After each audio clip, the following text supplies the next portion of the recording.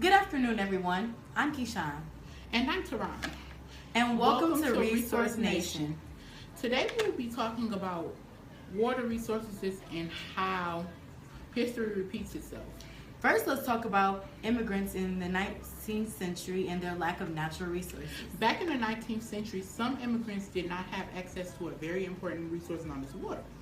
For example, immigrants that were poor lived in places called tenements, which are block houses built something like apartments. But the people who lived in these tenements most likely couldn't afford many things, which caused them to not have access to water.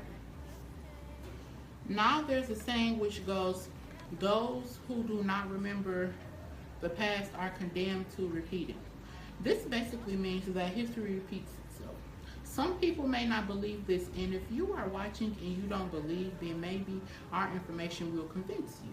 For our next point, we will be talking about the Flint water crisis and how it has similarities with the immigrants and their living conditions.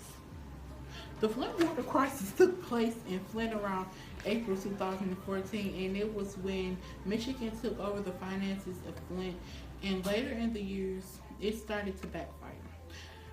They soon discovered that the water was contaminated, and to keep the wealthy and important people alive, the contaminated water was sent to houses of the poor. This wasn't good for the people, and it was wrong to give them it because it was killing adults and children. In case you haven't seen the connection yet between immigration and the Flint water crisis, it's very easy to understand. The immigrants lived in the tenements and did not have access to water because of the fact that they weren't wealthy enough to afford water. The people in Flint got to live in houses, but after the financial change, they didn't have access to healthy water. Well, after hearing all of these problems, tell me, what do you think we could do to fix it? Well, in my opinion, they should take money from people who need it and use it, and they shouldn't take money from people who need it and use it inconsiderately. They also should have more empathy for their situation and help them if they need it, because the people who are wealthy and show apathy towards their situation could easily be in a poor person's situation, and they would want someone to feel empathy for them. I agree, Keshaun. I feel that you should treat others how you would want to be treated and not take advantage of the things you are blessed with. Good point, Taron. Well, folks, I hope that based off the situations, comparisons, and problems that we have discussed today, you have started to understand how history repeats itself.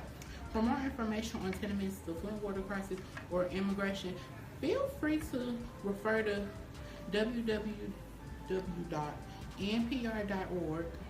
www.history.com/topics/U.S. immigration before 1965 and www.history.com/topics/tenements.